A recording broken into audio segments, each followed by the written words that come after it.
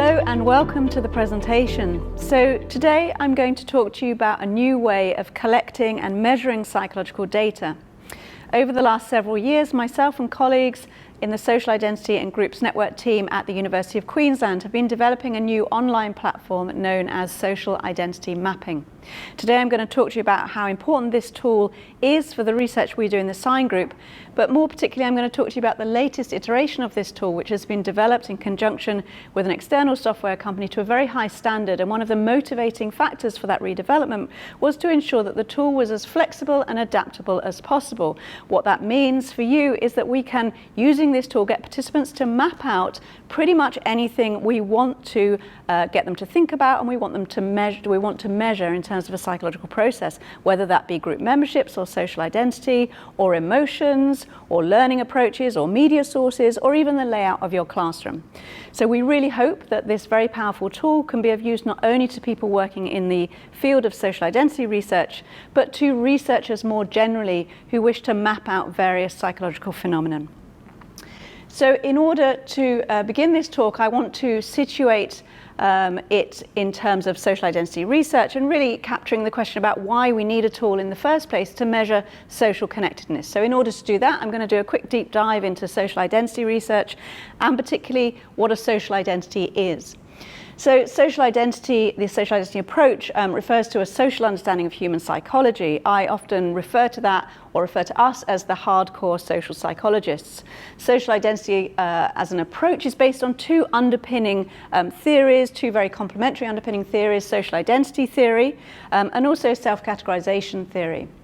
So social identity theory, simply speaking, describes how a person's sense of self is informed by their social affiliations with other people, and self-categorization theory talks about the processes and circumstances under which people define theirs and others' social affiliations.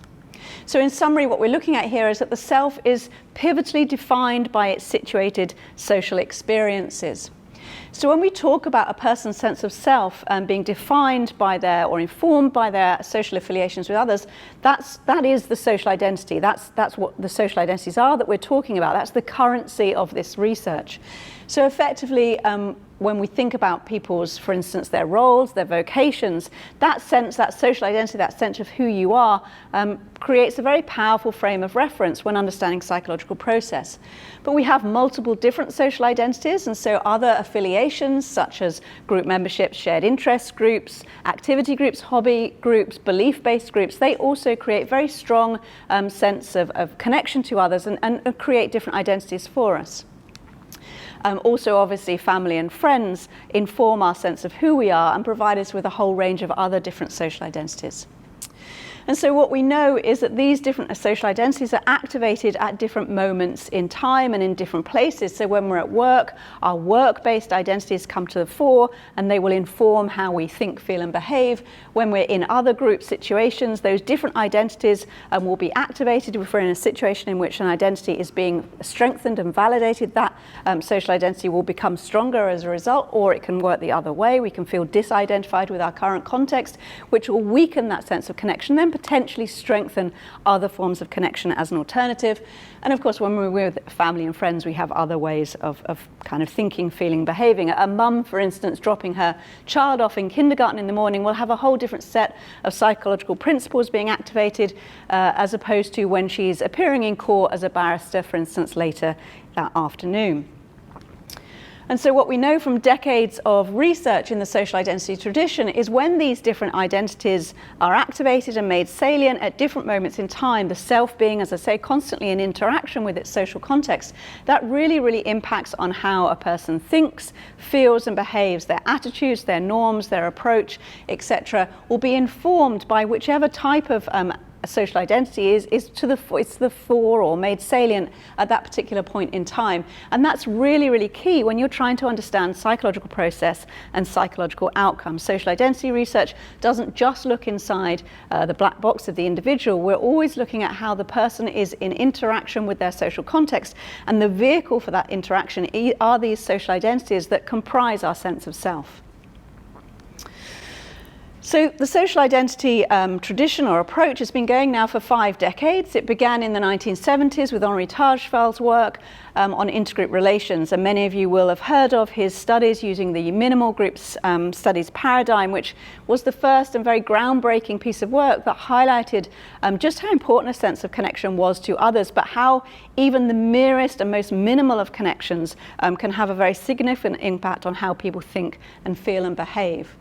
Today, social identity theory is one of the most widely used perspectives in contemporary social psychology, and I did a quick Scopus search on the dispersal of publications from researchers within our own sign group here at the University of Queensland.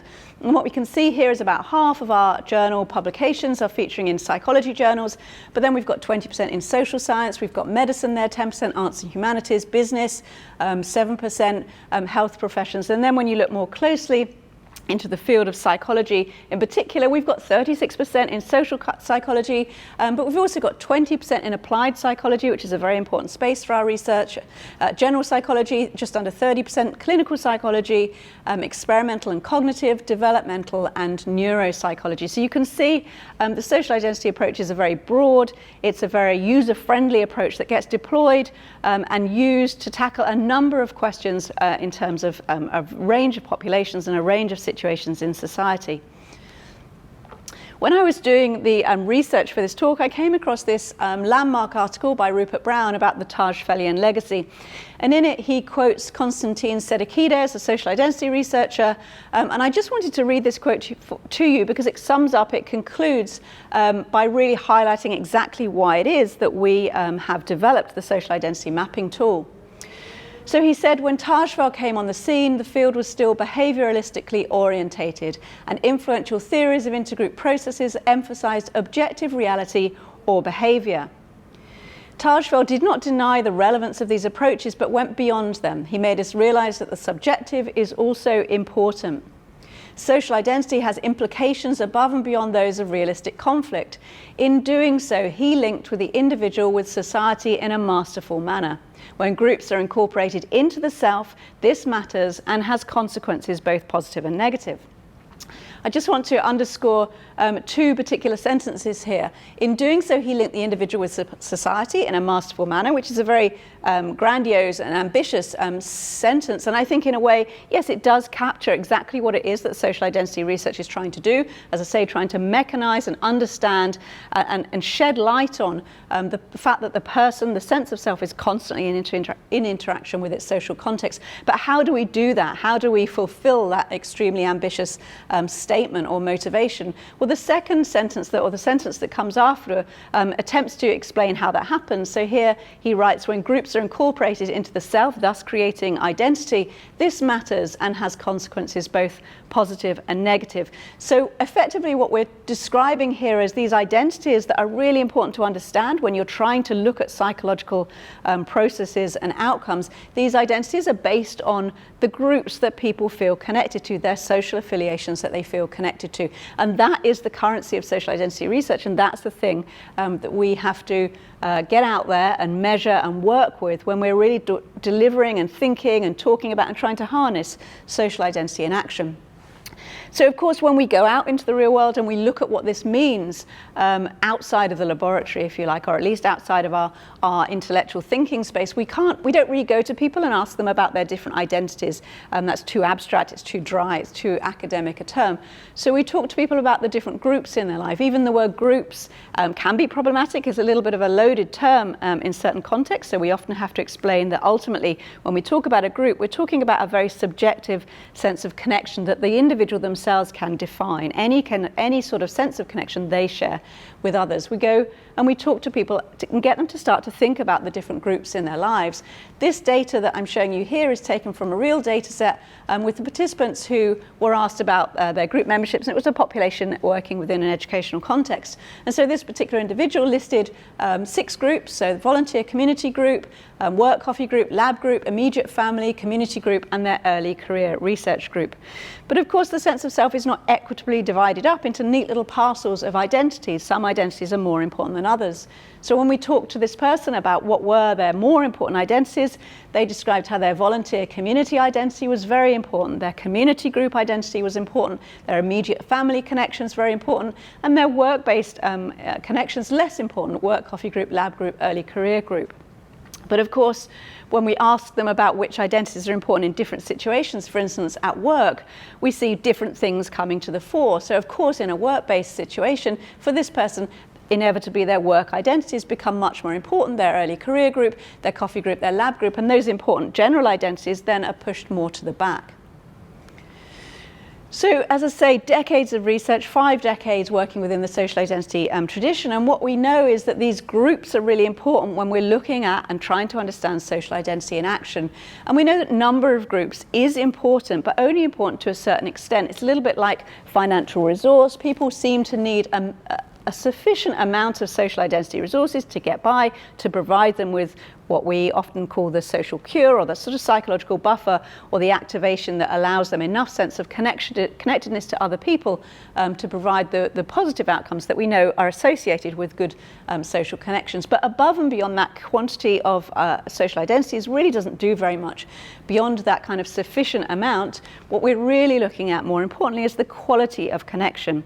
So people's subjective sense of how they feel about those groups is really key when determining the processes and outcomes of those identifications. So for instance, the actual level of identification is really important. If someone feels strongly identified to a group, to others, then that social identity is going to be much more activated, much more profoundly important when it comes to how that person thinks, feels, and behaves, as opposed to lesser identities. You may have lots of group memberships in your life, but if you don't feel very identified with them, they're not going to be doing a lot in terms of psychological process. We also know that your feelings towards those groups are really key. So just a general sense of affect. How positive do you feel about these groups? How much do these groups provide a positive contribution to your life? That sense of positivity or negativity, very subjective, is also key when we're measuring social identities. Also, the more pragmatic sense of being supported by your groups, just feeling that your group membership provides you with a kind of safety net, a psychological resource that you can draw upon. Interestingly, the research seems to indicate that perception of support is as important, if not more important, than the actual delivery of support. So just feeling that you're supported by your groups is key. And also we measure and know that feeling prototypical of your group is very important. What that means is feeling that you're a representative member, that you fit in with that group, that you belong to that group. You may feel that there's a group membership, an identity that's very, very important to you. You may feel yourself quite positive about that group, but when you're in that group, you may feel that you don't quite fit, that you don't quite belong, that your sense of connection to that group is somewhat tenuous. And that's problematic in terms of generating and forming and sustaining a social identity. But it's not just the quantity and the quality in that sense. There's also another dimension which is emerging more and more in our research that looks at the issue of compatibility between groups. So what we're seeing here is it's not just the different groups and how you feel about them, but it's also how those groups fit together to create your social landscape, your sort of identity constellation, if you like. So you may feel good about your groups, you may have enough groups, but if those groups clash, if those groups do not blend together to create a functioning whole, a functioning social whole, that can be problematic. So we talk often about levels of incompatibility between groups. So too high, too much incompatibility between group memberships can be quite problematic for different outcomes. So in summary, what we're looking at here is what are the groups in people's lives in order to be able to articulate and kind of get a sense of the currency of social identity. What are those identities? Which ones are important? Which ones are salient at different moments in time? How people feel about them in terms of level of identification, a sense of positivity, prototypicality, and support, but also how they all fit together to create a person's whole social landscape. So before the advent of social identity mapping, how did we go about measuring social identity in action? Well, of course, in using basic research techniques, survey-based tools, we have a number of very effective tools that we used to measure social identities. So we can go out and ask people to list their groups in survey kind of forms, where we get people to literally just list their different group memberships and potentially rate them in terms of positivity or importance. We have different scales that we can use to measure sense of connectedness connectedness generally, such as the multiple group membership scale, which is a multi-item scale that just kind of captures a sense of connectedness to groups generally. Identification scale is a very, very important scale, so literally precisely asking people to rate their sense of identification to a particular group. In that particular scale, we often have to predetermine a priori. We have to decide in advance which identity we're going to talk to them about, so we'll get them to rate a particular identity. Prototypicality scale to get a sense of that belonging, representative sense of do I fit with this group. Social support, multi-item scale, really important, and sometimes we measure both social support received, but also the provision of social support to others. So that kind of more agentic sense of I provide support to the groups, that's also pretty important. And we have a compatibility scale as well that measures general harmony between groups. So there's lots of pros to these scales. They are very easy for researchers to administer. They're validated scales and they've been proven effective within a wide range of populations. But of course there are a number of cons associated with them. They can be hard for participants to navigate. We get issues of survey fatigue. There's a lot of those scales in there. And associated with that, issues of survey confusion. If you know anything about survey design, if you ask participants lots of questions, all sort of similar and about a similar type of thing, it tends to confuse the participant, the survey taker. They tend to assume that you're trying to ask them about something different, and they tend to exaggerate the differences in response. So it's quite hard to capture the nuances of social identity without confounding your data. It's unlikely to capture all of the various dimensions because we generally don't chuck that whole battery of measures in there, because undoubtedly we'll also be capturing social identity and some other kind of outcome measures. So we miss some of the measures, and inevitably we then subsequently miss the intergroup aspect, so how the groups connect together to create that whole, and that's really important. But also very important in this way of measuring identities, we often have to predetermine, as I mentioned, those identities, which means that we're making assumptions about what are the groups that we should be asking participants about, as opposed to getting them to define the groups themselves. So for instance, if we were talking to students here at UQ, we asked them about their identification to the University of Queensland. We potentially get a pretty different answer if we ask them about their identification with their school of study, for instance. So we don't necessarily know what are the important group identities that we should be asking people about. Instead of making a top-down assumption, we really need to generate a way of understanding those group affiliations, those social affiliations from their perspective, from the bottom up. So interestingly, alongside this more basic research, over the last couple of decades, we've been doing some really interesting applied research, and this really is where the social identity mapping tool originates, both within organizational and clinical settings. And the reason that we've been developing this way of measuring social identity is because we're in applied settings. We're talking to people about their different identities, and just getting them to fill out surveys is not always the best thing to do. So in an organizational setting, we had a program called the Aspire program, which was an organizational program in which researchers and practitioners would work with employees in an organization to look at organizational functioning. And effectively what we do is go and get employers to think about their different group memberships in their workplace, and then look at the connection between those different identities and more top-down organizational structures. In order to do that, we gave them pieces of paper and post-it notes and got them to start to map out their different group memberships. We didn't use that for data in these particular studies. We used it more as an experiential, consultative tool in order to get people to generate thoughts and ideas about their different group identities. But not long after, given that was very powerful and successful as a way of creating a discussion with participants about identity in action, we then used mapping within a clinical context. And this was particularly when looking at health events and transitions through health events, particularly challenging health events. So again, using paper and post-it notes, we got people to map out their different group memberships before, for instance, having a stroke, and then after having the stroke. And what we found is it was really very, very important in terms of determining outcomes. This developed what we now call the social identity model of identity change, the CIMIC model, which really describes how a sense of connectedness and having sufficient social resource connections, as I mentioned before, prior to a challenging transitional moment in life is really key to navigating through that transitional moment. So we found that those social factors were very predictive of very positive health outcomes if people had enough resource through that event. So that really generated the first social identity maps, and in that clinical context was the first time that we measured number of groups on people's maps. But this represents a fully fledged social identity map, which not only has groups, but also connections between groups, and we asked people to rate their groups. So what you can see here is a participant has listed all their different group memberships and chosen a different sized post-it note to represent those different social connections. So the larger the post-it note, the more important the social identity. The smaller, the less important. And we use 3 sizes of post-it note generally. You can see the lines between the groups here represent this issue of compatibility, this question of what are the relationships between these groups and how does that impact on your life? So you can see zigzag lines there, which represent a sense of incompatibility, conflict or tension between groups. And you can see straight lines, which represent compatibility, or wavy lines, which represent an intermediate sense of connection between those groups. You can also see that there are numbers on those post-it notes. Those numbers represent the different ratings, the questions that we tend to ask people about, which we know from previous research are really important when understanding social identities. So such as how positive do you feel about those groups, how typical or representative you are, how much time you might spend with those groups, and how much support you get from those groups.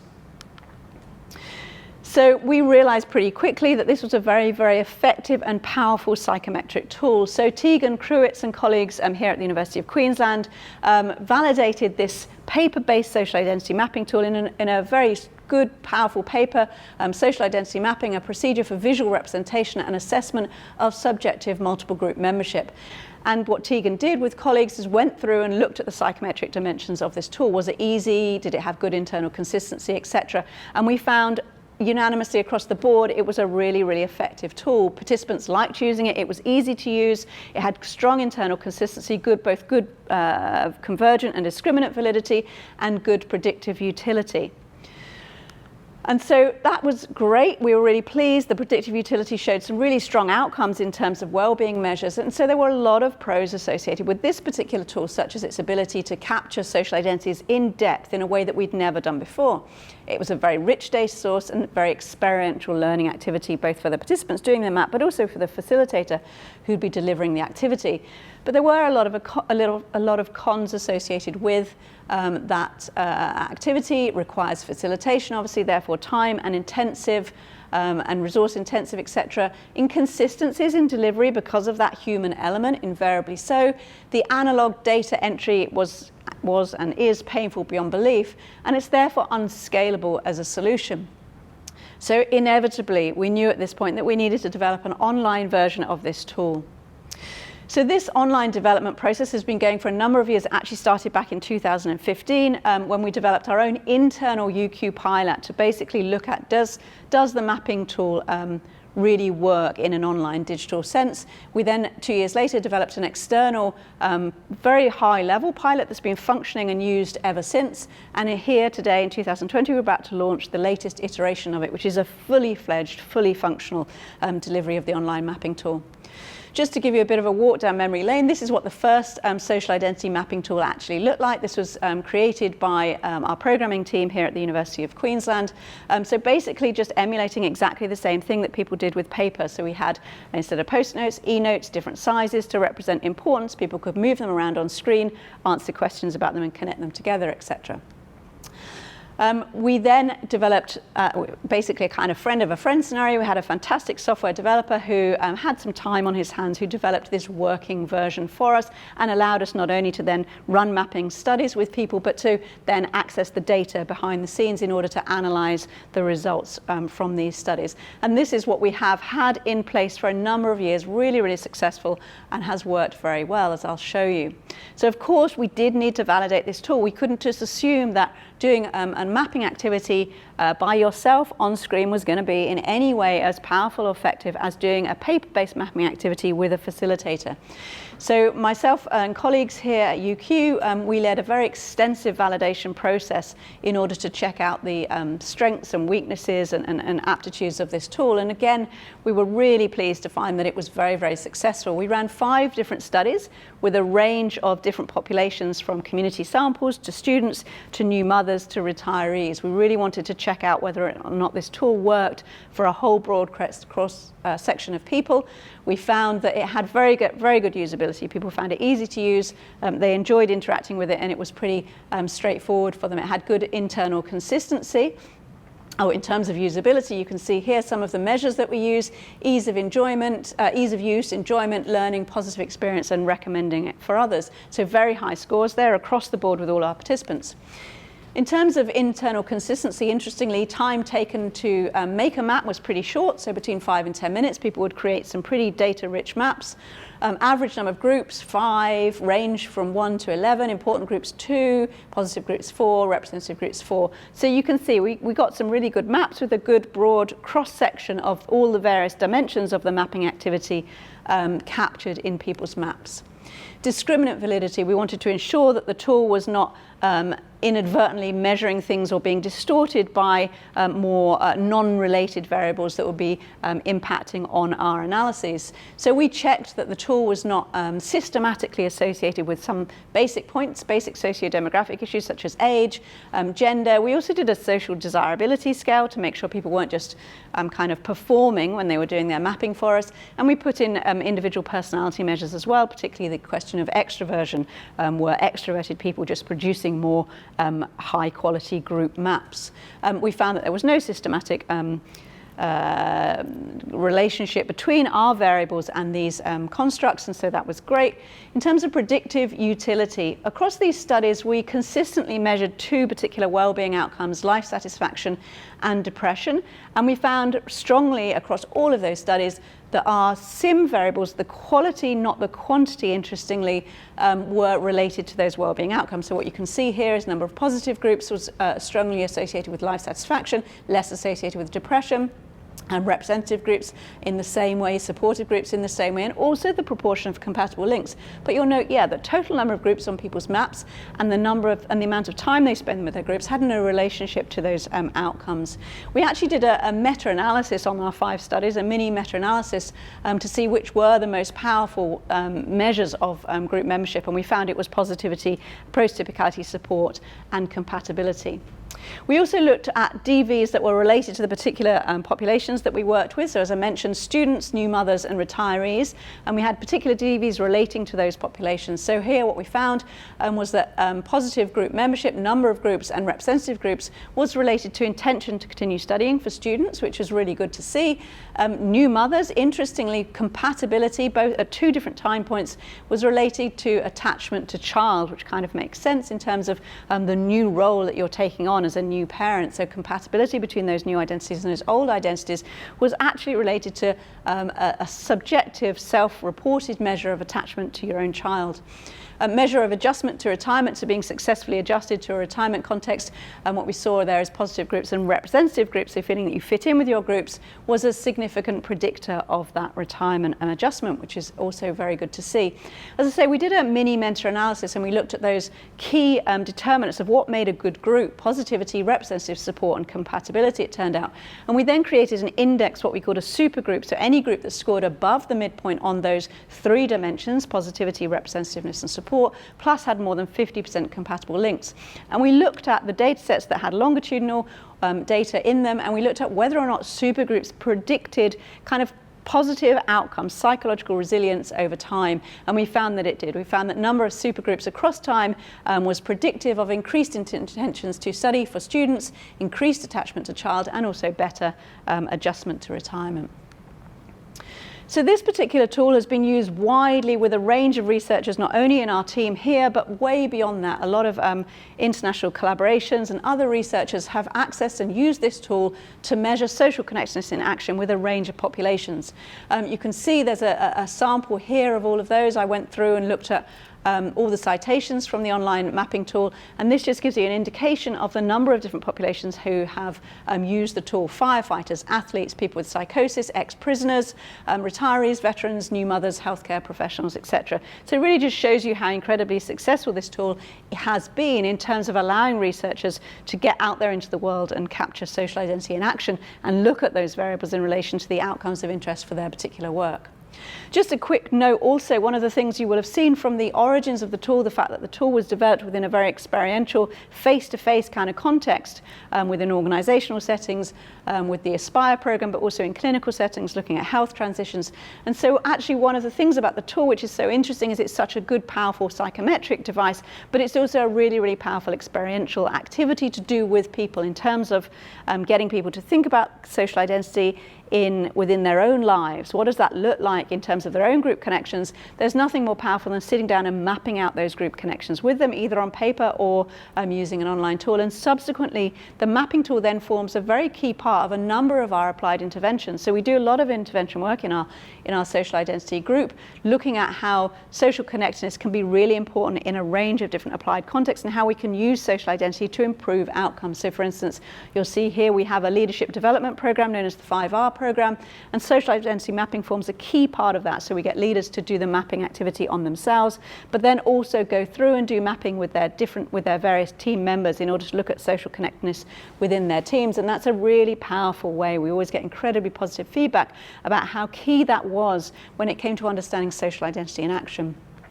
We have an intervention known as Groups for Education, which looks at first-year students' transition into university and aims to improve learning and well-being outcomes by getting students to understand the importance of social connectedness at this kind of transitional moment in their time. And again, mapping forms a key part of that, online mapping, a key part of that intervention.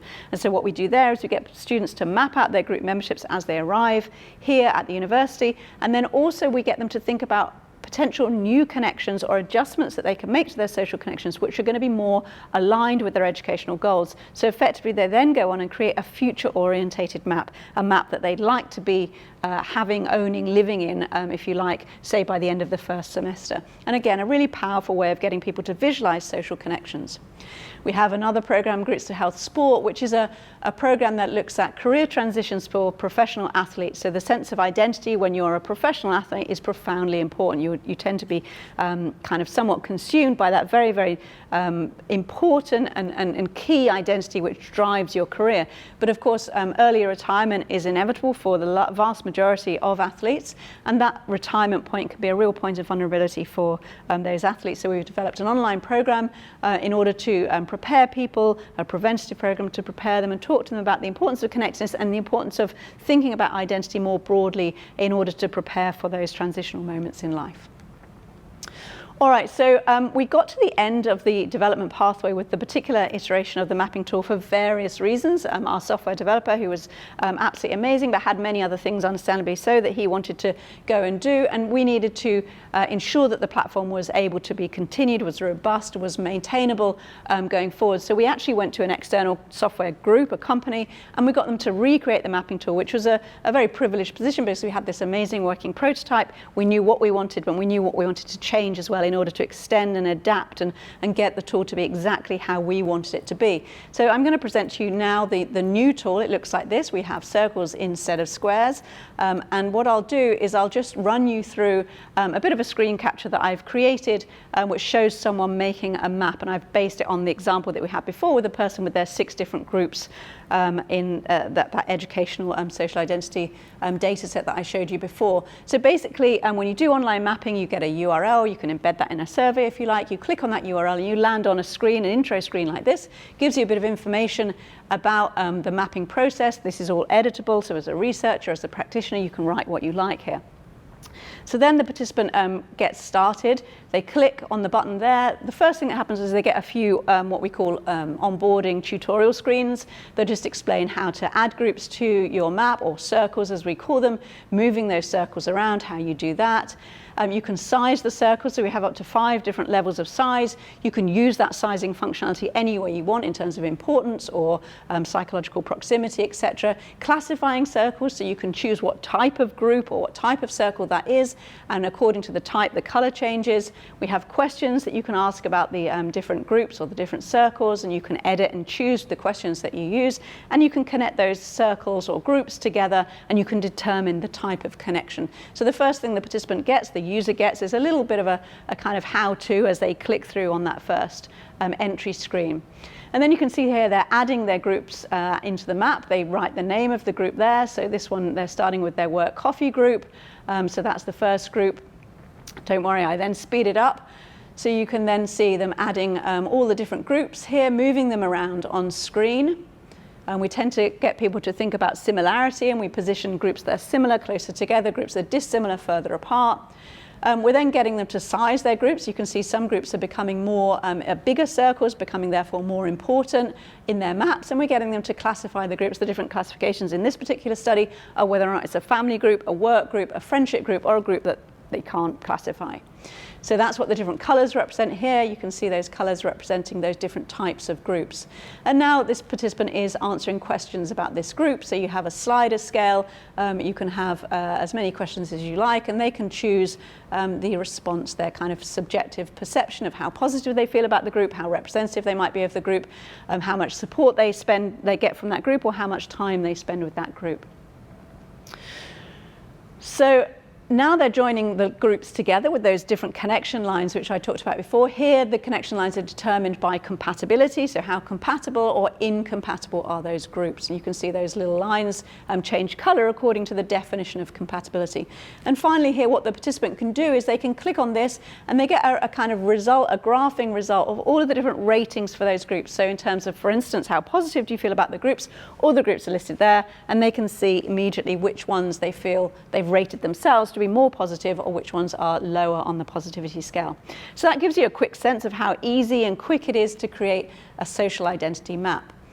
For those of you who know the social identity mapping tool, this is just a quick summary of the extra things that we've got in the tool for this particular iteration, but for those who don't know it, this really highlights the powerful flexibility of the tool. So we can pre-populate groups. So when people land on the mapping activity, we can either be a blank canvas and they add in their groups and do what they like in terms of their group memberships or the circles that they're populating, or we can land on a map that's already populated and then get the participant to interact and answer questions about those groups, join them together, etc., in a way that will mean that we can compare and contrast different experimental conditions. For instance, if I was in one condition to give people a map here at the University of Queensland that was populated with more top-down organisational chart type group memberships and get them to rate those, to interact with those, versus in a second condition, I got people to interact with groups that were much more local, research-based, ground-up group memberships, would I get different ratings? Would I get different scores? If I measured well-being subsequently, would they be different according to those two conditions? We now have full data flow integration, so the Osim tool can be embedded within any survey platform, such as Qualtrics. But more importantly, what it can do is when you're in Qualtrics, you can get participants to list out their different group memberships or different concepts. They can list out, the 5 things that they fear most in the world. And when they then click through to the mapping tool, which is just an automatic redirect from Qualtrics to the mapping tool will be pre-populated with the groups that they just listed in Qualtrics. And we can do that exiting out of the mapping tool as well. So you can create someone's map and they can put their group memberships, and then if you want to ask more questions about the groups that or the things that they interacted with and mapped out, you can then go back into Qualtrics and those group names will be there for you. We have full login capability, so full data tracking over time, meaning that we can run really powerful longitudinal studies. Participants log in via the mapping tool, they create a little account, they actually have a little dashboard, so if you want them to, they can go back and look at their maps over time. And that way, when we get the data out of the back end of the tool, we have discrete moments in time, and we have all of the data associated with those moments in time, and we can match participants across time. The group category function is something very powerful. We never had that before, so we can populate the classifications any way we like. That was really key when we were looking at maps previously. We realized that there were a lot of different types of groups, for instance, work groups or non-work groups, but it was very hard for us to determine what type of group it was just by the group name. So being able to classify the groups opens up a whole world of other analysis that we can look into. Smartphone capability, so this now works on smartphones, it works on computers, tablets and smartphones, so you can use this to do experience sampling, etc. And I'll give you an example of that later on. And also the ability to test non-social phenomena. So that's the thing that I think is really powerful as well. This is not just a social identity mapping tool. This is a tool to map out all sorts of things that researchers might want their participants to be interacting with. Just a quick glimpse of the admin area of the tool when you're setting up a study. It's very, very professional. It's a little bit like what's possibly slightly better than Qualtrics. So you go in, there's all your list of studies. If you were editing the intro pop-up, for instance, this is how you would do that. You'd edit that. You can stylize that as you want. And here's where you edit the questions that you ask about the different circles. You can edit those questions. You can add more of them. You can have less of them. You can choose the scale that you use. You can set the scale anchors, etc.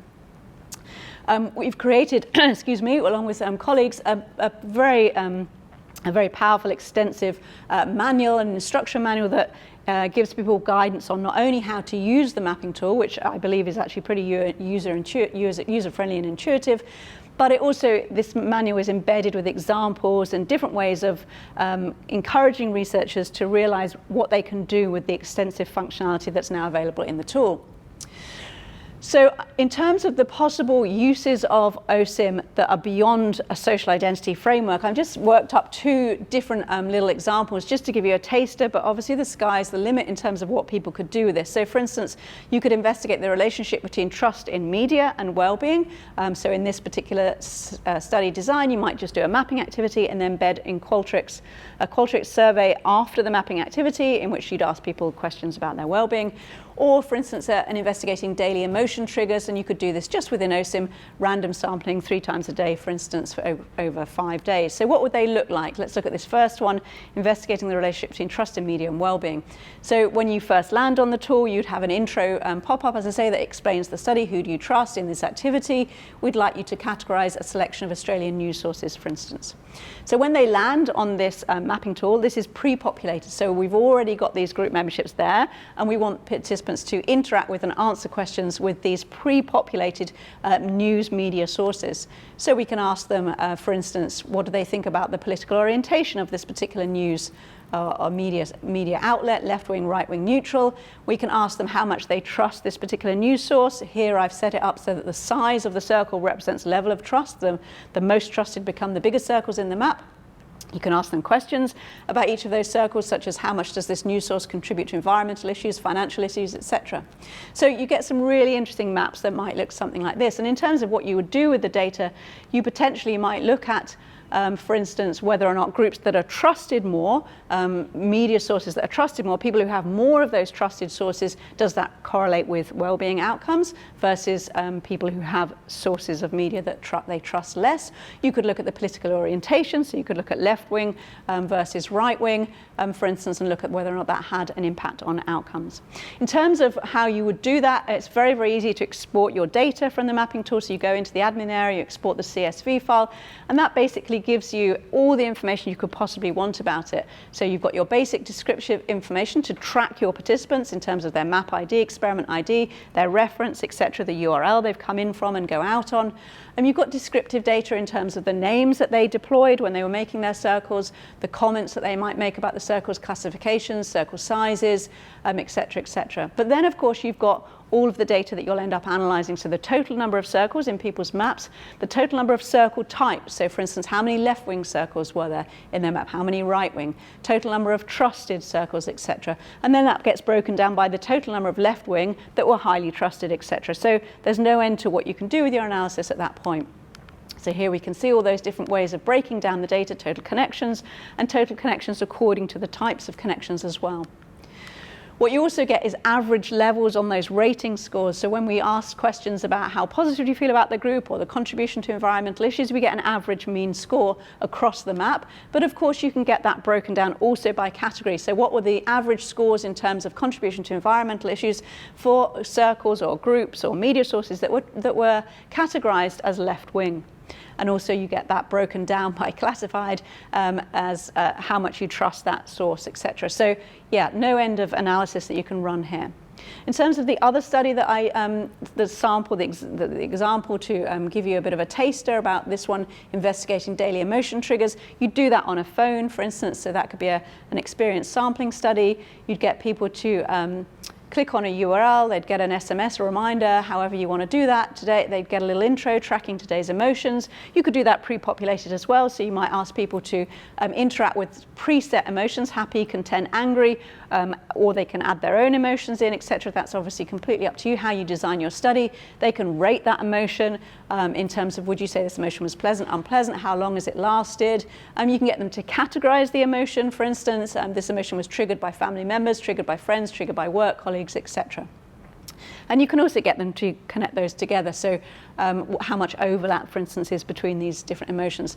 And it's incredibly quick, particularly if you're pre-populating, incredibly quick for a participant to go through an activity such as this. I think that they'd be able to go through and rate these questions in anything between 1 and 2 minutes.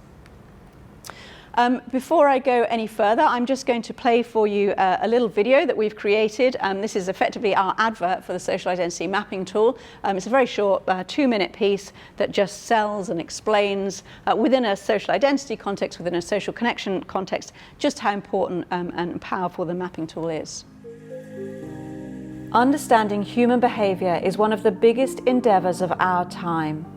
Why do people behave the way they do, feel the way they feel?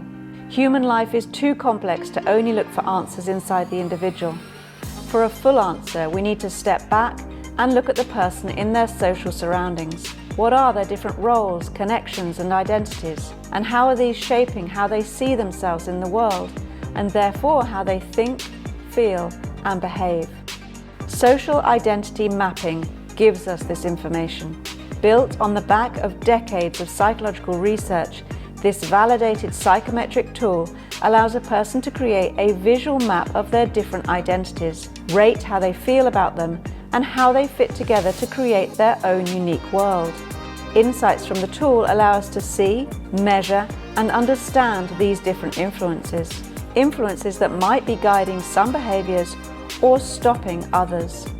Social identity mapping allows us to track changes over time and to predict what might be driving particular outcomes. Why is one person thriving and not another? What can I do to improve group dynamics? Why is this team struggling and that one excelling? Social identity mapping is easy to administer online, whether embedded in a survey or used as a standalone activity. It can also be deployed in person, with clients or in groups. Social identity mapping provides a unique experience with which to explore the power of social connection, to uncover the toxic effects of social disconnection, and to change our understanding of human life for the better.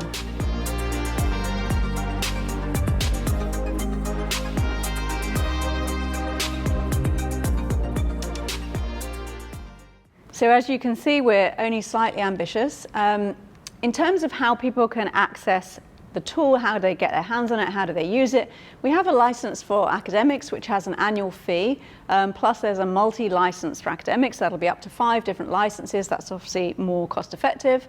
A license for students, a reduced fee for students, a license for practitioners, and also for commercial use. But for people who are staff members in the School of Psychology here at the University of Queensland, the tool is free of use. We've had such an extraordinary support from people here in the School of Psychology that it was only right that we then give the tool back so that people here can use the tool, and we really hope that they do, because as I say, and I hope you've got an idea of how flexible and adaptable the tool is. You don't need to have the slightest interest in social identity to see that this tool can be really powerful when you're getting your participants to map out anything you want them to map out.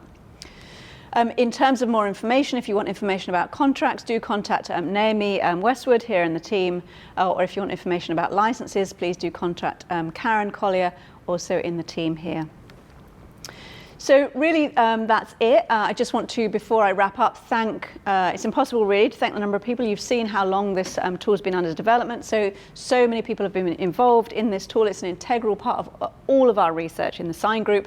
But just to highlight a few faces there, and also not to forget the bug testers. So we've been in an intense period of 3 to 4 months of bug testing this new iteration, which is very time-consuming and complicated, as you can imagine. So everyone in our research team and everyone's friends of people in the research team have been involved in this. So thank you so much to all of those people. All right, so before I go, what I've done is set up a little demo site for you so that you can have a go at the mapping tool and see what it's all about. This one's set up particularly to work on a smartphone, so feel free to put in the URL that you can see on the screen or scan the QR code that's there. It's set up to get you to map out your groups at work, and we'll give you a bit of a taster of what it's like to use the online social identity mapping tool. Thank you so much for your time.